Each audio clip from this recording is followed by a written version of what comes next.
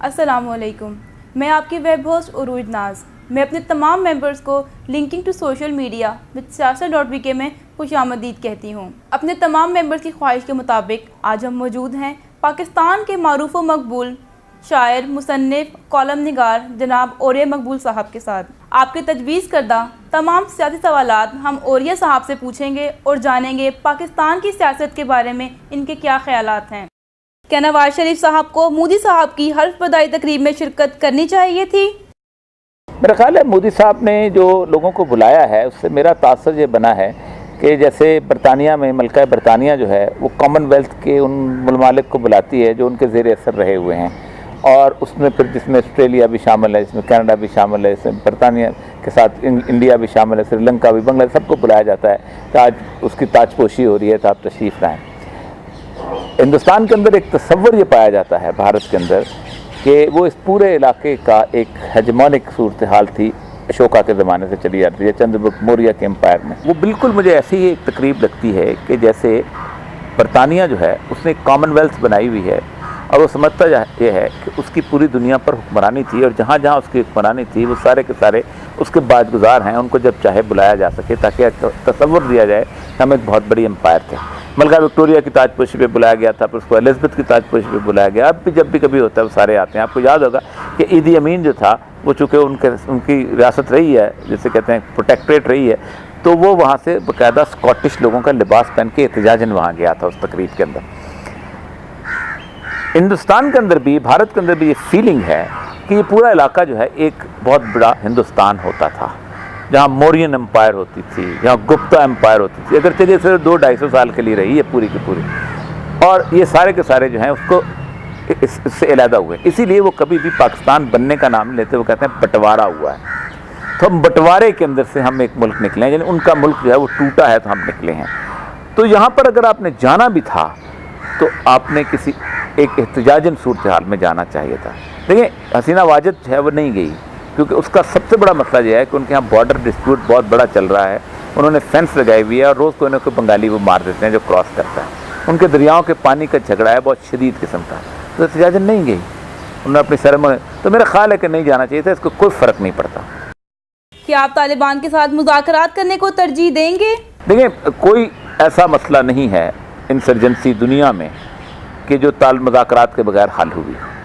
عموماً مثال دی جاتی ہے سری لنکا کی، کہ سری لنکا میں ان لوگوں نے کیا، سری لنکا میں مسئلہ یہ ہے کہ سری لنکا میں تامل اور سینلیز دونوں علیحدہ علیحدہ قومیں تھیں، ان کی زبان علیحدہ تھی، ان کا کلچر علیحدہ تھا، وہ اپنے طور پہ سمجھتے تھے کہ ہمارا ایک پورا جافنا کا جو جزیرہ ہے یہ بالکل ہمارا علیحدہ ہے، ایک آئیڈینٹیفائیبل کمیونٹی تھی جس کا کوئی انفلوئنس نہیں تھا پورے، اس لیے آپ ان کو چن سکتے تھے کہ یہ لوگ ہیں جن کے ساتھ ہم نے کرنا ہے، اور انہوں نے ان کے اوپر جا کے باقاعدہ حملے بھی کیے، ان کو علیحدہ ان کے گھر پہ جا کے مارا، اس لیے کہ پوری قوم کے اندر ان لوگوں کے لیے ایک لفظ ہمدردی کا موجود نہیں تھا۔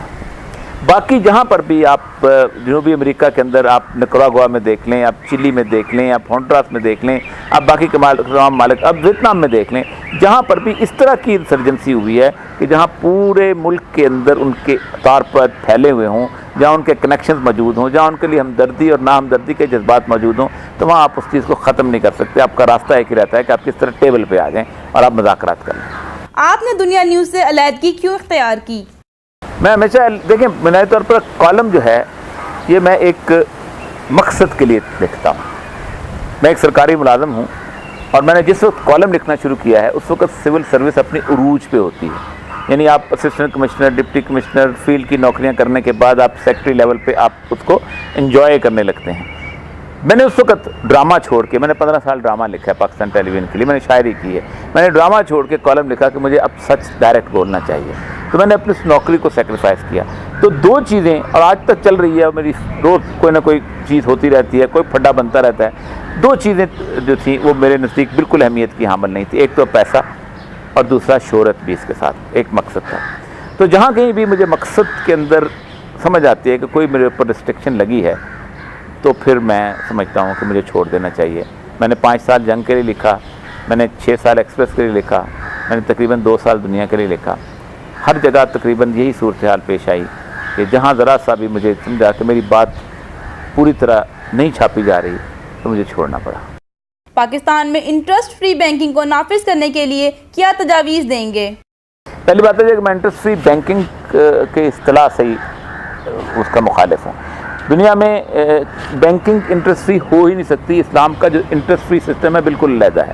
اس کی معاشیات اکانومی علیحدہ ہے, اس کی انسٹیٹیوشنز علیحدہ ہیں. اسلام کے معیشت کے ادارے بالکل علیحدہ ہیں.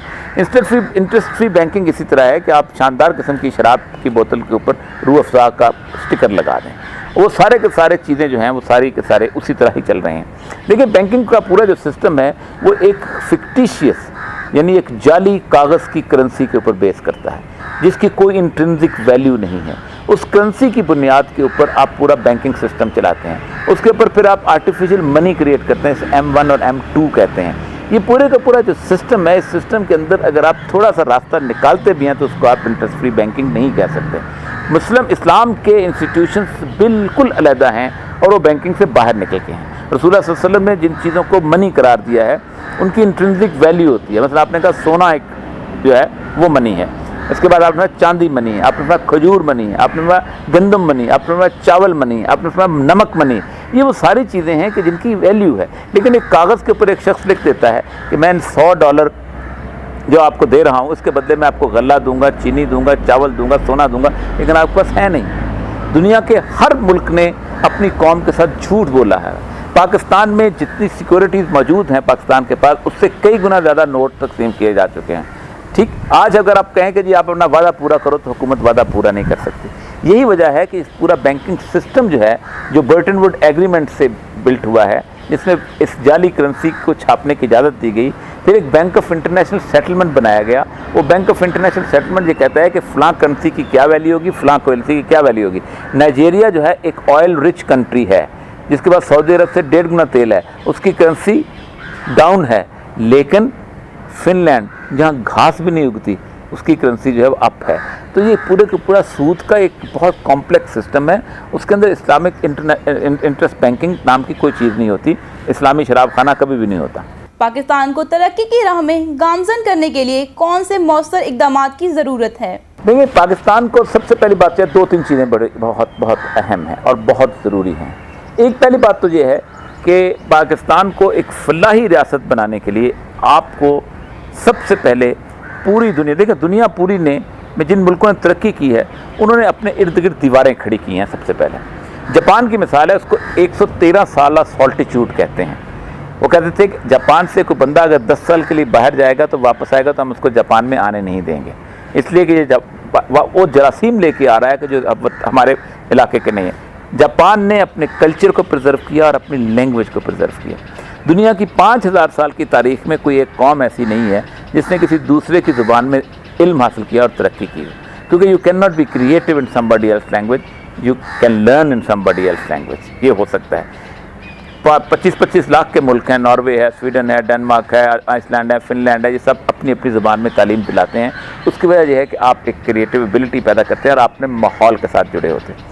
پاکستان کا سب سے بڑا المیہ یہ ہے کہ 5 سال سے 10 سال کی عمر تک جو بچہ خواب دیکھتا ہے وہ اس ملک کے خواب ہی نہیں ہے. وہ چیری بلاسم دیکھتا ہے, وہ سینٹا کلاز دیکھتا ہے, وہ سنڈریلا دیکھتا ہے جو ماں سے جھوٹ بول کے گھر سے نکلتی ہے, وہ اس کے ساتھ وائن کے تہوار کے اوپر رقص دیکھتا ہے. اس کو اپنا سرسوں کا کھیت سے محبت نہیں ہوتی, اس کو شلوار قمیض والا جاہل لگتا ہے, اس کو داڑھی والا دہشت گرد لگتا ہے. اس لیے وہ اس ملک سے محبت کے بجائے کسی اور ماحول سے محبت کرتا ہے. اسی لیے جب آپ اس کو پیسے اکٹھے کر کے اس کو آکسفورڈ بھیجتے ہیں تو اس کو لگتا ہے اس کے خوابوں کے ماحول میں آ گیا ہوں, اور وہ وہاں سے پھر واپس نہیں آتا. وہ کہتا ہے کہ یہ علم میں نے حاصل کیا ہے اور اب میرا یہاں پاکستان میں کوئی یوٹیلیٹی نہیں ہے. فرانس تباہ ہوا, جرمنی تباہ ہوا, بیلجیم تباہ ہوا, صرف 3 یا 4 عمارتیں پورے پیرس میں رہ گئی تھیں. کوئی اپنا ملک چھوڑ کے نہیں گیا کیونکہ بچپن میں اس کو خواب نہیں دکھائے گئے تھے. تو پہلی بات تو یہ ہے کہ آپ کو اپنے تعلیمی نظام کو درست کرنا پڑے گا. آپ کو اپنے تعلیمی نظام کے تخلیقی لوگ پیدا کرنے کے لیے آپ کو اپنی زبان کے اندر علم دینا پڑے گا. یہ بہت ضروری ہے. یہ وہ چیز ہے کہ جو وطن سے بھی محبت پیدا کرتی ہے, اپنے ہیروز کے ساتھ بھی محبت پیدا کرتی ہے, اور پھر آپ کی تخلیقی صلاحیتوں کو بھی اجاگر کرتی ہے. یہ اب جب تک آپ نہیں کرتے, آپ کے ہاں نہ HR ہیومن ریسورس ڈیولپ ہو سکتا ہے, آپ کے ہاں نہ اس قوم کے ساتھ لگن ڈیولپ ہو سکتی ہے. آپ صرف یہی کریں گے کہ دنیا پوری میں آپ چلے جائیں گے اور وہاں سے پیسہ بھیجتے رہیں گے. لیبنان کی میں مثال دیتا ہوں. لیبنان کی اس وقت آبادی کچھ 40 لاکھ کے قریب ہے, اور لیبنان کے جو باہر گئے ہوئے لوگ ہیں وہ 1 کروڑ 20 لاکھ ہیں. دنیا کا سب سے امیر ترین آدمی میکسیکن جو ہے وہ لبنانی ہے، لیکن لبنان ترقی نہیں کر سکا. باہر سے پیسے بھیج کے کبھی ترقی اس ملک میں نہیں ہو سکتی. اس ملک کے اندر یہ چیزیں. اور اس کے بعد دوسری ریلائنس ہوتی ہے کہ دنیا میں جن ملکوں نے بھی کیا انہوں نے سب سے پہلے ڈیٹ ریپوڈیشن کی ہے.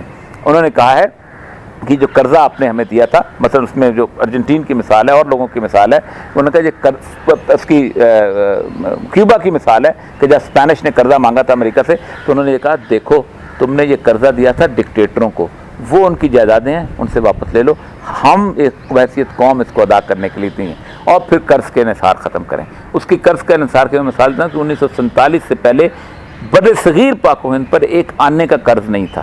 انگریز ہمارا رشتہ دار نہیں تھا کہ قرض لے کے ہم پہ خرچ کریں.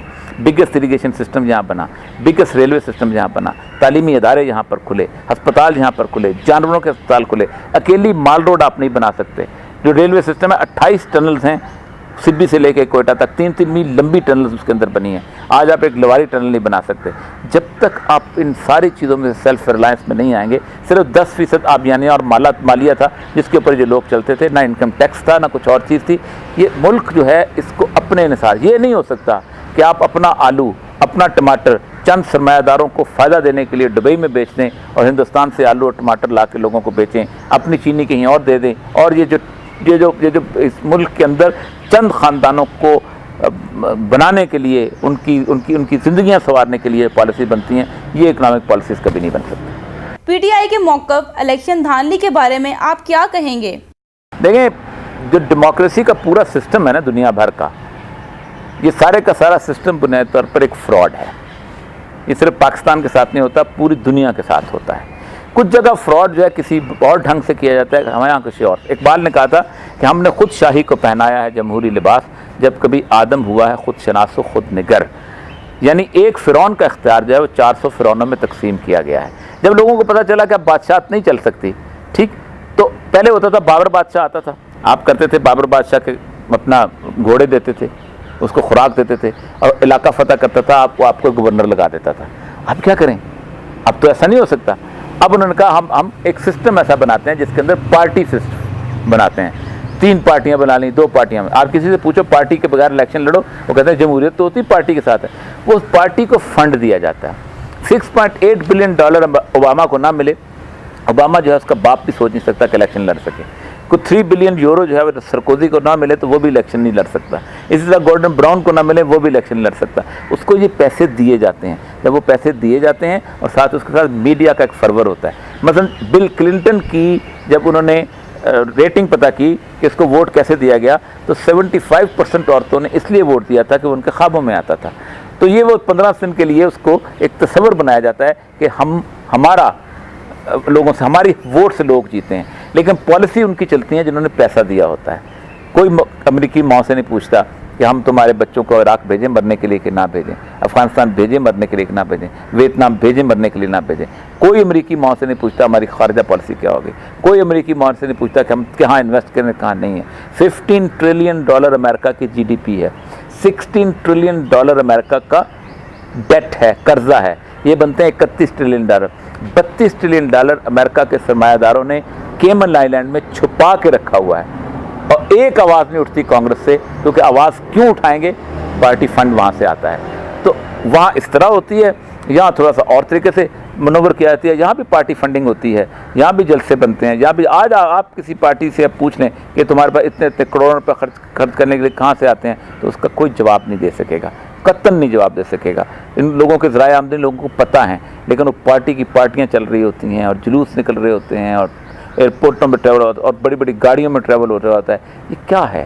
یہ بنیادی طور پر ایک فراڈ ہے کہ جو پوری دنیا کے اوپر اسٹیبلش کیا گیا ہے. اس میں پاکستان کی جو حصہ ہے وہ اتنا چھوٹا سا ہے. وہ PTI دھاندلی کرے گی، کوئی اور طریقہ اختیار کر لیں گے، دھاندلی کا الزام لگائے گی، وہ اور طریقہ لے آئیں گے، اور طریقے سے آ جائیں گے مارکیٹ کے اندر. کیا آپ مستقبل میں تحریک انصاف کو اقتدار میں آتا دیکھ رہے ہیں؟ دیکھیے، تحریک انصاف میں عمران خان صاحب کا معاملہ جو ہے وہ اس طرح کا ہے کہ عمران خان صاحب جو ہیں وہ ان کے پارٹی کے اندر 2 واضح ڈفرینٹ اوپینین والے لوگ جمع ہو گئے ہیں. پیور فنڈامنٹلسٹ بھی ہیں اور پیور سیکولر بھی ہیں. ایسے بھی ہیں جو چاہتے ہیں کہ مکمل طور پہ یہاں پر میراتھن ریسز بھی ہوں اور یہاں اسکرٹ کی آزادی بھی ہو اور یہاں جناب اپنا لو کارنرز بھی بنے ہوئے ہوں اور یہاں پر لوگوں کو زندگی گزار، اور ایسے بھی ہیں کہ جو چاہتے ہیں کہ نہیں اسلام کا ایک نظام بھی لانا چاہیے۔ تو عمران خان صاحب کی جو پارٹی کے اندر یہ کشمکش ہے نظریاتی، یہ بڑی عجیب و غریب ہے۔ عمران خان صاحب کو سب سے پہلے اپنی پارٹی کی ایک آئیڈیالوجیکل بیس لائن بنانی پڑے گی کہ ان کی پارٹی کی آئیڈیالوجی کیا ہے۔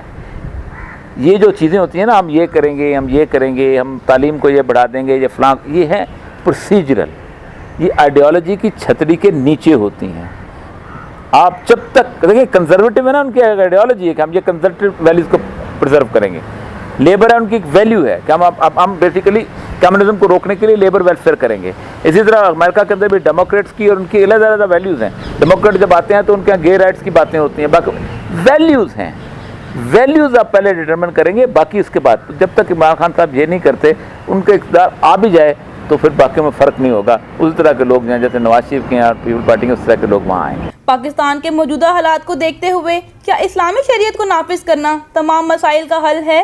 دیکھیں، پہلی بات تو یہ ہے کہ اللہ تبارک و تعالیٰ نے بڑا واضح قرآن پاک میں فرمایا کہ من لم یحکم بما انزل اللہ فاولئک هم الکافرون، جو چیز ہم نے نازل کی ہے جو لوگ اس کے مطابق فیصلے نہیں کرتے وہ کافر ہیں۔ پھر فرمایا من لم یحکم بما انزل اللہ فاولئک هم الفاسقون، نہیں کرتے وہ فاسق ہیں۔ پھر فرمایا واولئک هم الظالمون، ظالم ہیں۔ دیکھیں، اسلام میں شریعت میں جو گورننس کے پرنسپل ہیں اس کے اندر کوئی اختلاف نہیں ہے کہیں پر بھی۔ گورننس جو ہے وہ بیسیکلی آپ کو رول بتاتی ہے۔ مثلا چوری نہ شیعہ ہے، نہ سنی ہے، وہ نہ وابی ہے، نہ دیوبندی ہے، نہ عیسائی ہے، نہ یہودی ہے، چوری چوری ہے۔ اسلام کہتا ہے چوری کی یہ سزا رکھ دو، معاشرہ ٹھیک ہو جائے گا۔ زنا جو ہے وہ بھی، اس کا بھی کوئی نہ دین ہے، نہ مذہب ہے، نہ کچھ ہے، اللہ کہتا ہے یہ کر دو تو ٹھیک ہے۔ قتل جو ہے اللہ کہتا ہے وَلَكُمْ فِي الْقِصَاصِ حَيَاةٌ يَا أُولِي الْأَلْبَابِ، ہم نے قصاص کے اندر تمہاری زندگی رکھی، تمہارا معاشرہ امن میں تب آئے گا جب قصاص لوگے، جب آپ کیپٹل پنشمنٹ لے کے آؤ گے، ٹھیک؟ آپ اس میں رکھ دیں، آپ کی وہ ساری چیزیں ٹھیک ہو جائیں گی۔ 1256 میں اسلامک لا نافذ ہوا تھا، التمش نے یہاں کیا تھا، اس سے لے کے 1857 تک وہ لا نافذ رہا ہے۔ آپ سوچ سکتے ہیں کہ فرینچ ریولوشن آیا اس کے درمیان، انگلینڈ کے اندر انہوں نے کنگ کو مار دیا، کیا نام تھا، چارلس اول کو مار دیا تھا، اتنی بڑی ایک پبلک اپرائزنگ نہیں ہے برے صغیر پاک و ہند کے اندر، ایک پبلک اپرائزنگ نہیں، لا تھا، پیس تھا۔ وہ جو لارڈ میکالے کہتا ہے کہ میں یہاں آیا ہوں تو پورے برے صغیر میں مجھے ایک چور نظر نہیں آیا اور ایک فقیر نظر نہیں آیا۔ کیوں؟ گورننس کے لا جو ہیں وہ اسلام کے یہاں پر نافذ ہوئے تھے۔ پرنسپل جو تجارت کے یہاں نافذ ہوئے، مطلب تجارت کے بڑے کمال پرنسپل ہیں۔ اسلام کا جو تجارت کا پرنسپل ہے وہ یہ ہے کہ اسلام میں کوئی پرائیویٹ پراپرٹی نہیں ہے گی، کسی طور پہ ہے ہی نہیں۔ آپ بازار جو ہے، سوق جس کو کہتے ہیں اسلام کا، اس کے اندر یہ ہے کہ بازار میں چیزیں جو ہیں وہ ڈائریکٹ جو ہے منڈی سے جہاں آئیں گی، آپ اپنی دکان نہیں خرید سکتے۔ اسلام میں کوئی ٹیسکو نہیں ہے، اسلام میں کوئی ہائپر سٹار نہیں ہے کہ ایک آدمی کو یہ اجازت دی جائے کہ 80% غلہ جو ہے وہ اکٹھا کر کے خریدے اور عام آدمی کا حق مارے۔ رسول اللہ صلی اللہ علیہ وسلم نے فرمایا کہ جو شخص مارکیٹ میں غلہ لے کے آ رہا ہے، اگر مارکیٹ میں 500 روپے کلو جو ہے گندم ہے اور وہ راستے میں کوئی شخص 400 روپے خرید لیتا ہے اور 100 روپیہ کماتا ہے بیچ میں آ کے مارکیٹ میں، تو آپ نے فرمایا ربا، اس نے سود کمایا۔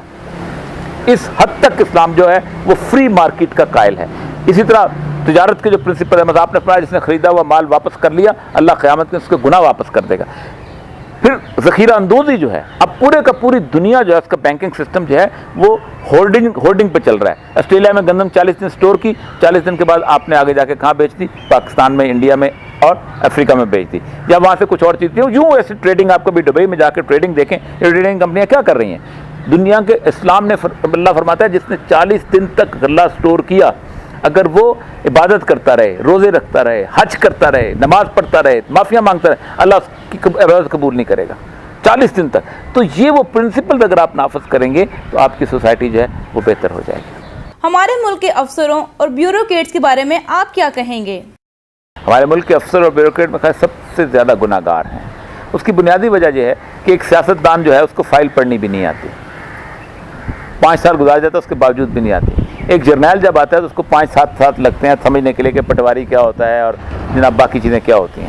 لیکن یہ جو راستے ہیں ہمارے ملک کا بیوروکریٹ سکھاتا ہے، ہمارے ملک کا افسر سکھاتا ہے۔ یہ سپیڈ بریکرز یہ ختم کرتے ہیں جس کے اوپر سیاستدان کی کرپشن کی گاڑی جب دوڑتی ہے۔ تو یہ بنیادی طور پر ہماری بیوروکریسی چونکہ برٹش لیگیسی کی بیوروکریسی تھی، اس لیے انہوں نے اسی چیز کا تحفظ کیا ہے۔ ہماری بیوروکریسی جو ہے وہ بنیادی طور پر ایک منافق بیوروکریسی ہے۔ ہم لوگوں سے پنجابی میں بات کر رہے ہوتے ہیں، لوگوں سے اردو میں بات کر رہے ہوتے ہیں، پشتو میں بات کر رہے ہیں، سندھی میں بات کر رہے ہیں، بلوچی میں بات کر رہے ہیں، ہم اس کو آرڈر انگریزی میں دیتے ہیں۔ میں ایک بیوروکریٹ، میں نے کوئی شیکسپیئر کے ڈرامے تو نہیں لکھنے ہوتے کہ مجھے انگریزی میں امتحان دیا جائے، مجھے انگریزی میں امتحان دلوایا جاتا ہے۔ ہماری بیوروکریسی بنیادی طور پر اس کا تعلق ہی نہیں ہے اس معاشرے کے ساتھ، نہ وہ تعلق رکھنا چاہتے ہیں۔ پاکستان کے تعلیمی نظام کو کس طرح بہتر بنایا جا سکتا ہے؟ دیکھیں، دنیا کا کوئی تعلیمی نظام ایسا نہیں ہے کہ جو اپنی ویلیوز کے حساب سے آگے نہ بڑھا ہو، اپنی زبان کے حساب سے اس نے ترقی نہ کی ہو۔ دنیا میں دو ٹرننگ پوائنٹ آف ہسٹری ہیں، ایک عربوں نے ترقی کی تھی جسے مسلمانوں کی ہم ترقی کہتے ہیں، اور دوسری انگریزوں نے ترقی کی تھی۔ مسلمانوں کے پاس بھی کچھ نہیں تھا، 7 ملقات تھے، 7 قصیدے تھے جو خانہ کعبہ کی دیواروں پہ انہیں لٹکائے ہوتے تھے۔ انہوں نے پوری دنیا کا علم اپنی زبان میں ترجمہ کیا، کہیں کہیں سے کتاب جہاں سے ملتی تھی لے کے آتی۔ 30,000 دینار ایک ہارون رشید کے زمانے میں ایک مترجم کی تنخواہ ہوتی تھی، اور اس کی کتاب سونے میں تولی جاتی تھی۔ جب انہوں نے پوری دنیا کا علم ٹرانسلیٹ کر دیا تو پھر 6 صدیاں مسلمانوں کے علاوہ علم کے دروازے پر کوئی نہیں کھڑا تھا۔ یہی کام انگریزوں نے کیا۔ انگریز کے پاس کچھ نہیں تھا، شیکسپیئر کے ڈرامے اور 5-6 رومانٹک پوئٹ، لیکن کتاب فرانس میں چھپتی تھی، رات کو لے کے آتے تھے، ٹیمز کے کنارے بیٹھ کے اس کو ترجمہ کرتے تھے، اگلے دن مارکیٹ میں لے آتے تھے۔ بول سینا عربی میں ملے نہ ملے انگریزی میں ملتا ہے، موکساں فرانس میں ملے نہ ملے انگریزی میں ملتا ہے، جرمنی میں سے گوئٹے ملے نہ ملے انگریزی میں ملتا ہے، شیخوف رشین میں ملے انگریزی میں ملتا ہے۔ جب سارا علم انہوں نے اپنی زبان میں ٹرانسلیٹ کر لیا تو پھر اس کے بعد ایک وقت آیا تھا کہ آج تک انہوں نے وہ زبان جو 200 سال پہلے دنیا کے نقشے پہ زبان ہی نہیں تھی، آج وہ ایک ایسی بڑی زبان بن رہی ہے اس کے بغیر گزارا نہیں ہو سکتا۔ تو تعلیمی نظام جو ہے آپ کی اپنی زبان کے اندر علم کی ترجمے اور علم کی ترسیل سے ہوتا ہے، اور اس کے بعد آگے بڑھتے ہیں۔ جیو نے پاک فوج اور ISI پر الزام تراشی کی، کیا جیو کو بند کر دیا جائے یا معافی دے دی جائے؟ دیکھیں، یہ دونوں کا جھگڑا ہے، دو بڑے، دیکھیں مسئلہ یہ ہے کہ دنیا پوری میں انٹیلیجنس ایجنسی جو ہیں ان کا اور میڈیا کا آپس میں بڑا گٹھ جوڑ ہوتا ہے۔ 1945 میں جب CIA بنی ہے تو CIA نے بھی اپنے بندے جو تھے اس کے اندر رکھے تھے، اور CIA بھی اپنا ایک وہ دیتی تھی گائیڈ لائن، اور اس گائیڈ لائن کے ساتھ وہ اندر وہ سارا بلٹ اپ کرتے تھے، اور میڈیا اس کا پارٹنر ہوتا تھا۔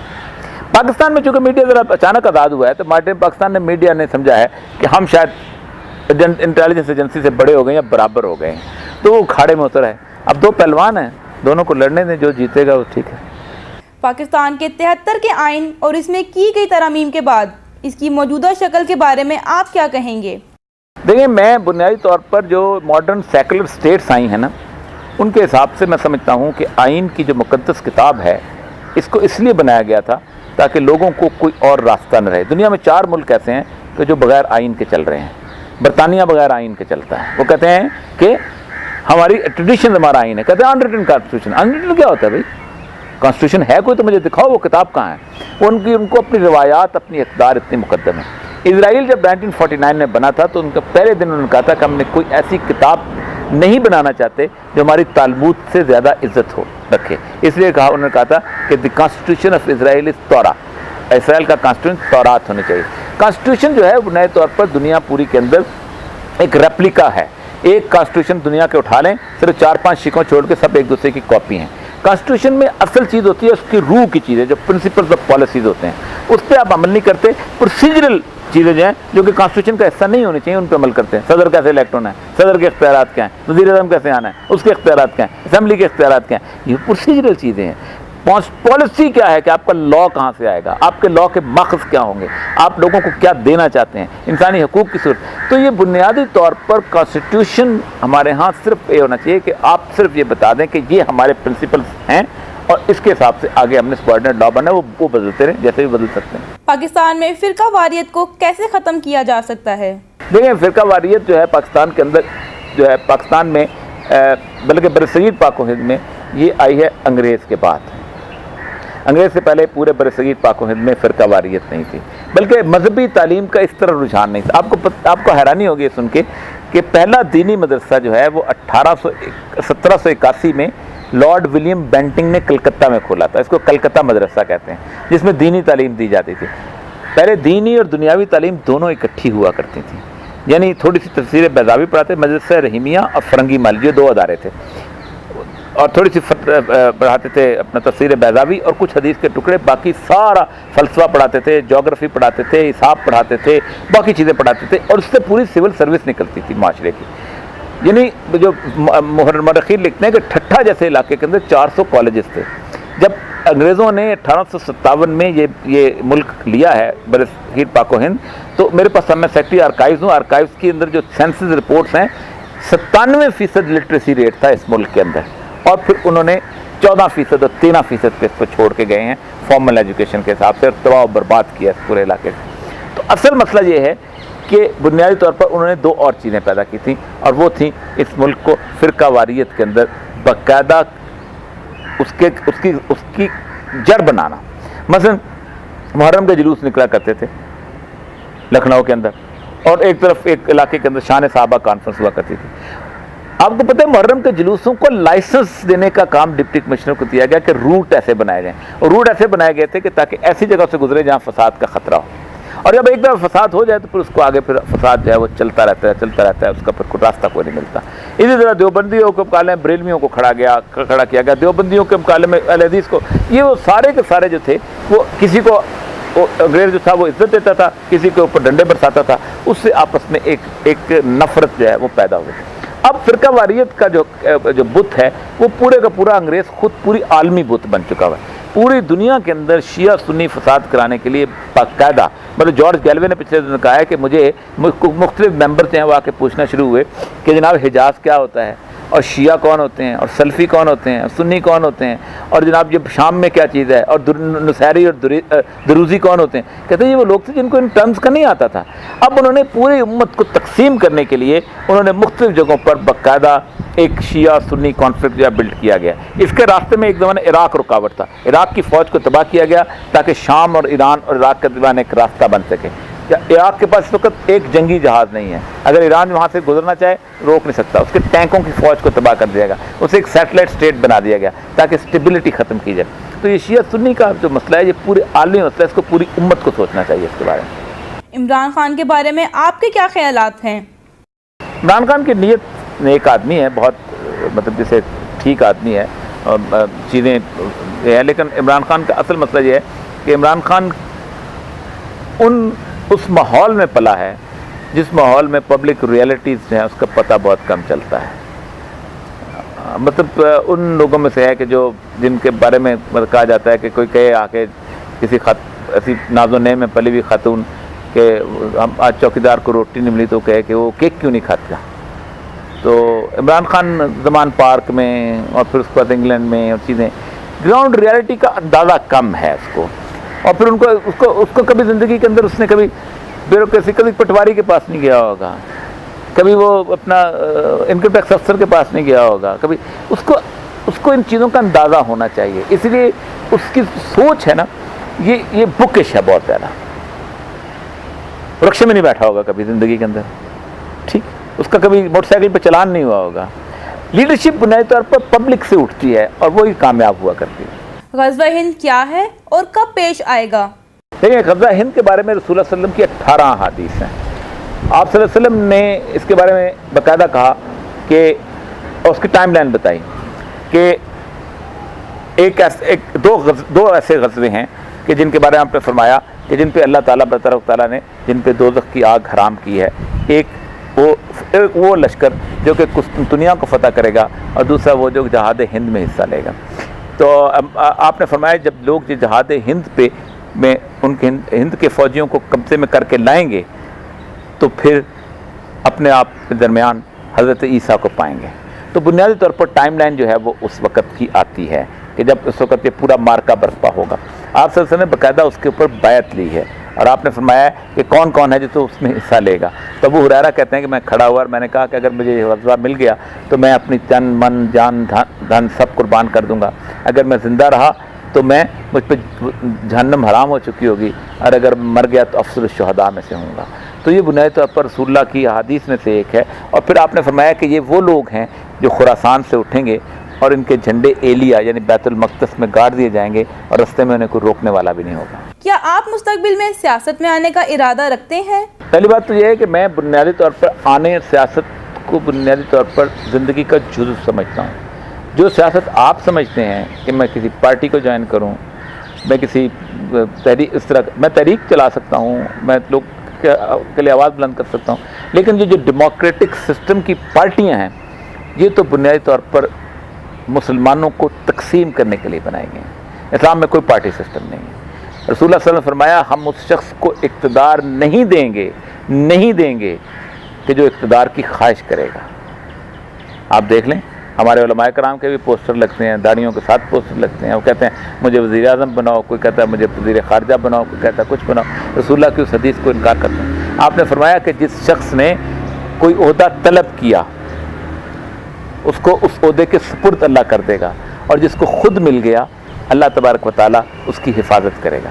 فرمایا جس کو کوئی عہدہ دیا گیا ایسے سمجھو اس کو کند چھری سے ذبح کر دیا گیا، تو میں تو کند چھری سے ذبح نہیں ہونا چاہتا۔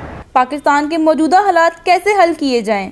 دیکھیں پاکستان کے اندر سب سے بڑا دنیا میں کوئی ملک ایسا نہیں کہ جو اپنی نظریاتی اساس کے بغیر آگے ترقی کر سکے۔ فرانس بنا تھا فرینچ قوم کے ساتھ سے بنا تھا، انہوں نے فرینچ قوم کو اکٹھا کر کے آگے لے کے آئے، ٹھیک۔ بیلجیم بھی ہے، سارے دنیا کے جو 200 کے قریب ممالک ہیں یہ سارے بنے ہیں رنگ، نسل، زبان اور علاقے کی بنیاد پر۔ ہم بالکل مختلف ہیں۔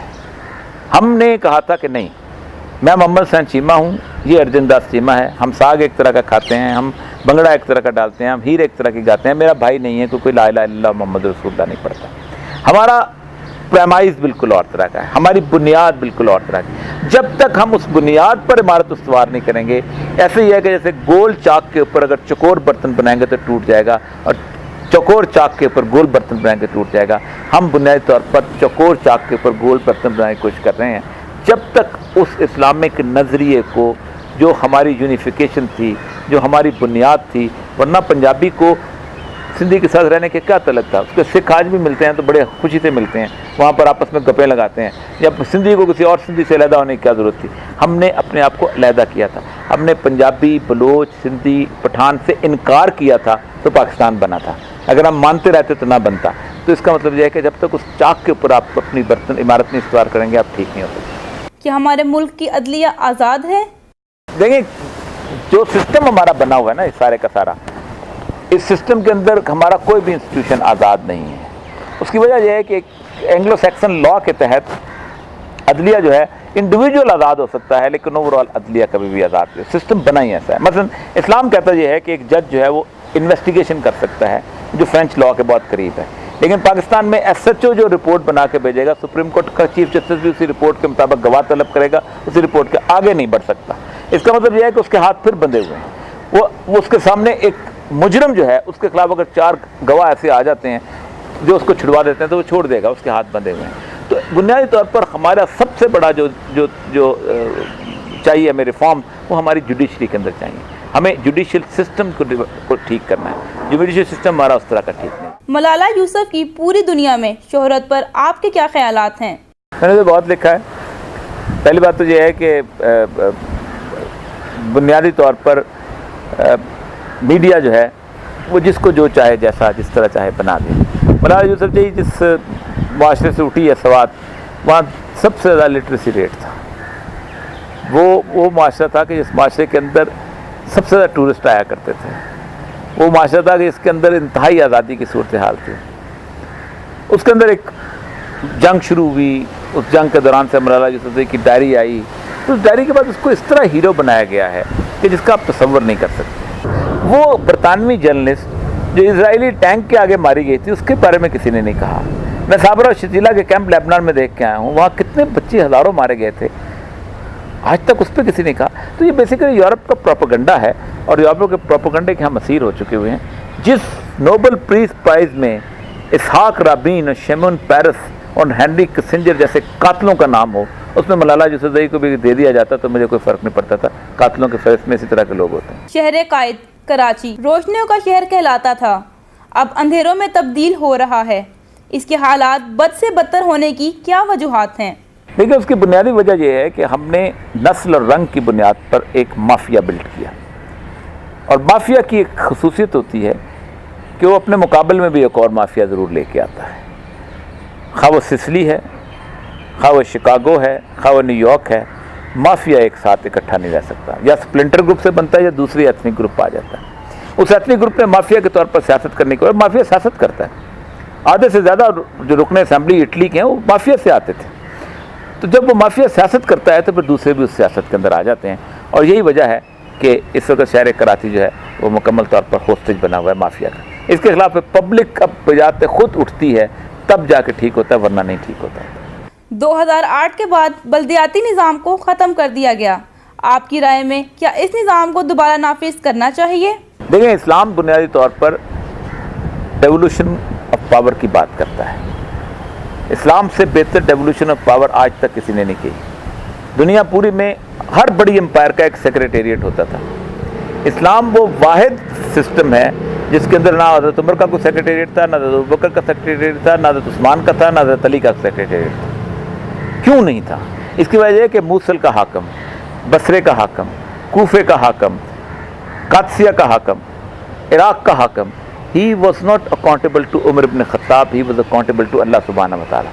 اور وہاں اس قاضی اس پہ چیک ہوتا تھا کہ قاضی دیکھتا تھا یہ اسلام کے مطابق فیصلے کرتا ہے کہ نہیں کرتا. ان آئیڈیل ڈیولوشن جو تھی وہ اسلام نے دی ہے, اور اگر وہ آئیڈیل ڈیولوشن ہے تو میں اس بلدیاتی نظام کا قائل ہوں, ورنہ تو سارے کا سارا فراڈ ہے. آپ نے کہا پاکستان میں جمہوریت تمام مسائل کا حل نہیں ہے. اس کے علاوہ پاکستان کے تمام مسائل کا حل کیا ہے؟ دیکھیں, بنیادی طور پر پاکستان کے اندر ہم بہت شرمندہ ہوتے ہیں خلافت کا نام لیتے ہوئے, اس لیے کہ ہم نے سوچ لیا ہوا کہ جمہوریت ایسی چیز ہے. بنیادی طور پر جو نظام خلافت ہے اللہ تبارک و تعالیٰ نے اسلام کے اندر کیا, وہ اس کو بنیادی طور پر 4-5 شرائط عائد کرتا ہے. اس طریقے سے اگر آپ ایک پروسیس شروع کریں تو آپ کا معاملہ ٹھیک ہو جاتا ہے. نمبر 1, وہ شرائط عائد کرتا ہے کہ کس قسم کے آدمی کو حکمران بنایا جائے. آپ ٹی وی کا پروڈیوسر بنانا ہو تو آپ سب سے پہلے دیکھتے ہیں اس کی کوالیفیکیشن کتنی ہے, پھر اس کے بعد دیکھتے ہیں اس کا ایکسپیرینس کتنا ہے, اس کو کیمرے کے پیچھے کھڑا ہونا آتا ہے کہ نہیں, اس کو گراسپ ہے کہ نہیں. اسلام کہتا ہے کہ اس حکومت کی تختی پہ بٹھانے کے لیے, اس تخت اس کو تختہ میں کہتا ہوں, اس پہ بٹھانے کے لیے اسلام کچھ پری ریکوزٹس دیتا ہے. اس کا تقوی کا معیار کیسا ہو, اس کی دیانت کا معیار کیسا ہو, اس کی صداقت کا معیار کیسا ہو, اس کی ساری چیزیں. پھر وہ اقتدار کا خواہش مند نہ ہو. اکثر اوقات کہا جاتا ہے کہ یہ سارا پروسیس کیسے ہے. میں اس کو اگر آپ بڑے آرام سے آپ دیکھیں تو ہر محلے کے اندر اگر آپ لوگوں کو خفیہ طور پہ پوچھیں کہ آپ کے محلے میں ایک شریف آدمی کون سا ہے, تو وہ ایک شریف آدمی کا نام ضرور دے دیں گے کہ یہ آدمی ہے کہ جس کی دیانت صداقت, یہ پروفیسر صاحب ہیں, ان کو سب کچھ پتہ ہے. ان شریف آدمیوں کو اگر آپ اکٹھا کریں تو وہ اہل شورا بن جاتے ہیں.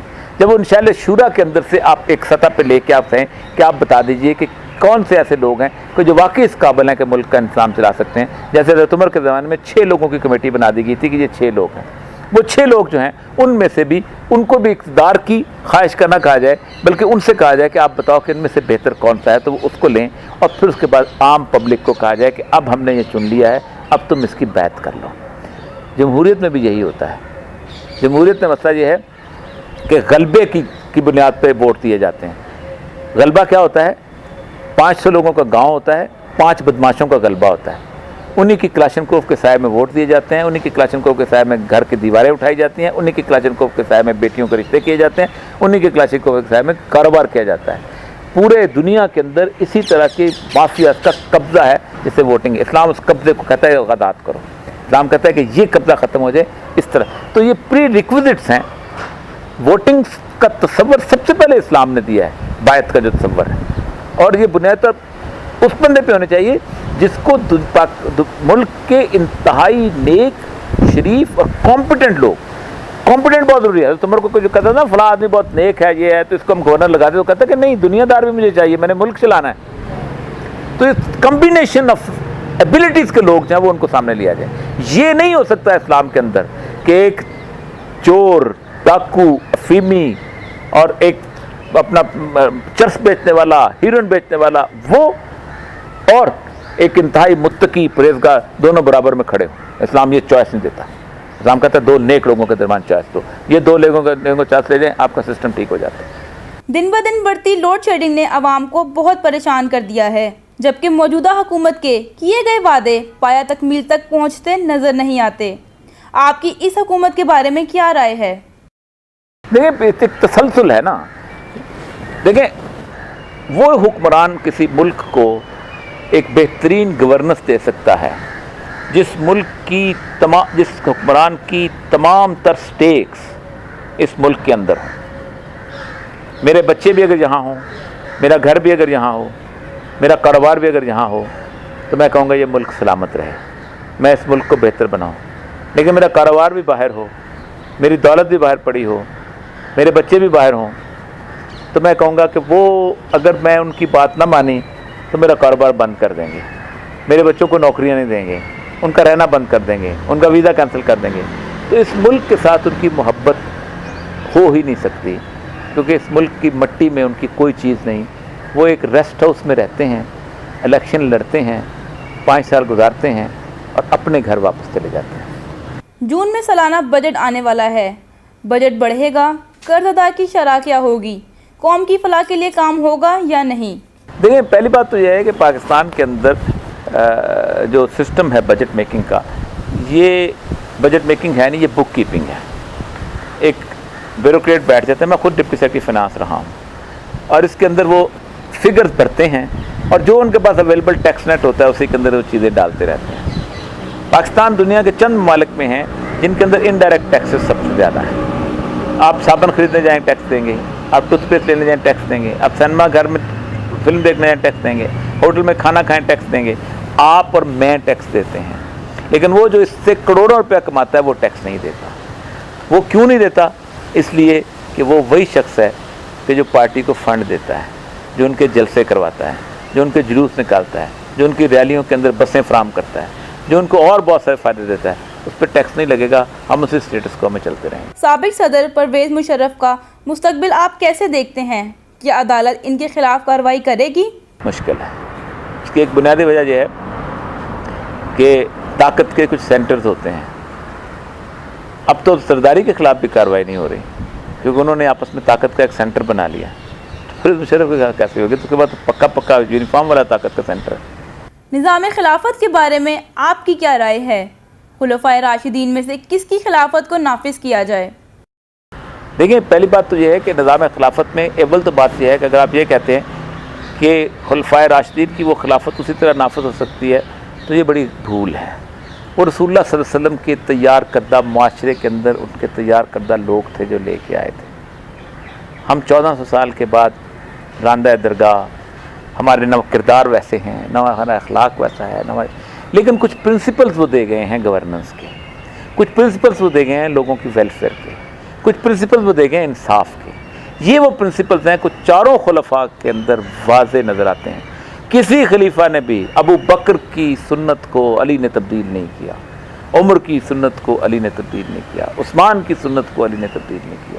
سارے ایک ہی طرح سے انصاف کرتے رہے ہیں، اس لیے کہ سنت نہ ابو بکر کی تھی، نہ عمر کی تھی، نہ عثمان کی تھی، نہ علی کی تھی، وہ سید الانبیاء صلی اللہ علیہ وسلم کی سنت تھی۔ اور آپ نے ایک طریقہ بتایا تھا، آپ نے جب معاذ بن جبل کو یمن کا گورنر بنا کے بھیجا تو کہا معاذ بن جبل فیصلے کیسے کرو گے؟ کہا جو اللہ اس کی کتاب کے اندر موجود ہے۔ کہا وہاں نہ ملے، کہا جو آپ کی سنت کے اندر ہے، کہا وہاں بھی نہ ملے، فرمایا اجتہد بالرأی، پھر لوگوں سے رائے لے کے فیصلہ کروں گا۔ تو پہلے وہ دو چیزیں کر لے، یہی ان کا اصول تھا، یہی اصول آج نافذ کر لے، خلافت آ جاتی ہے۔ آپ کے کالم میں اکثر تصوف کا ذکر پایا جاتا ہے، بعض اوقات آپ پاکستان کے مستقبل کا بھی بتاتے ہیں۔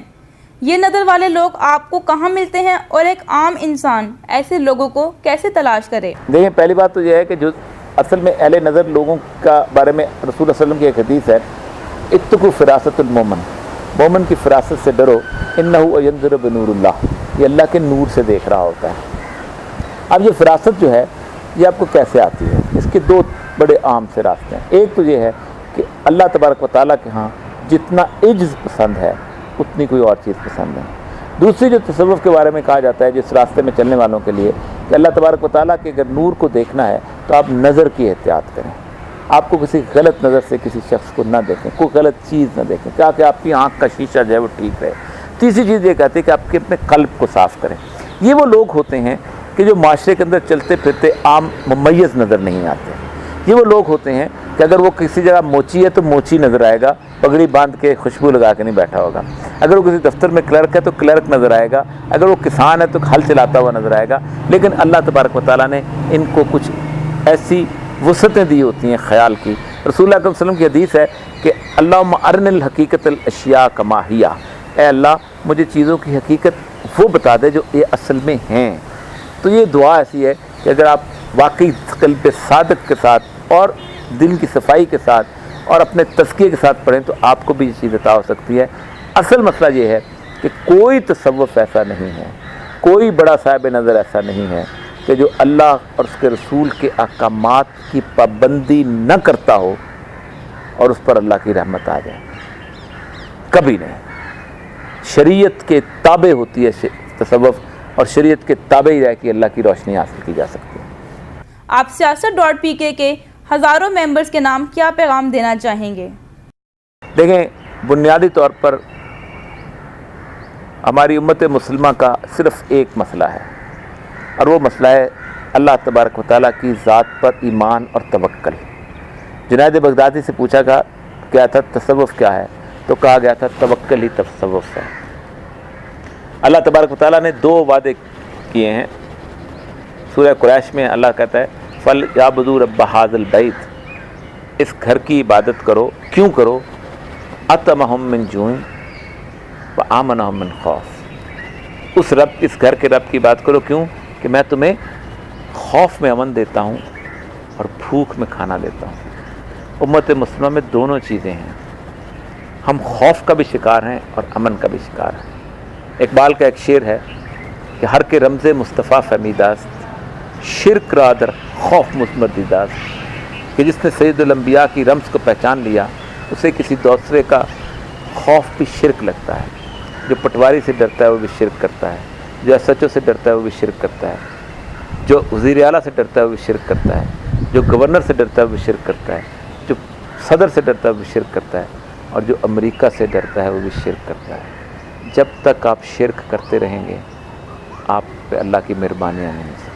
میں شکریہ ادا کرنا چاہوں گی اپنے تمام ممبرز کا جنہوں نے ہمیں خواہش ظاہر کی کہ ہم اولیاء صاحب کا انٹرویو کریں اور اپنے سوالات تجویز کیے تاکہ ہم اولیاء صاحب کا انٹرویو کامیابی کے ساتھ مکمل کر سکیں۔ میں امید کرتی ہوں مستقبل میں بھی آپ تمام ممبر اسی طرح ہمارا ساتھ دیں گے اور پاکستان کی سیاست کو مضبوط اور مستحکم بنانے میں بڑھ چڑھ کر حصہ لیں گے۔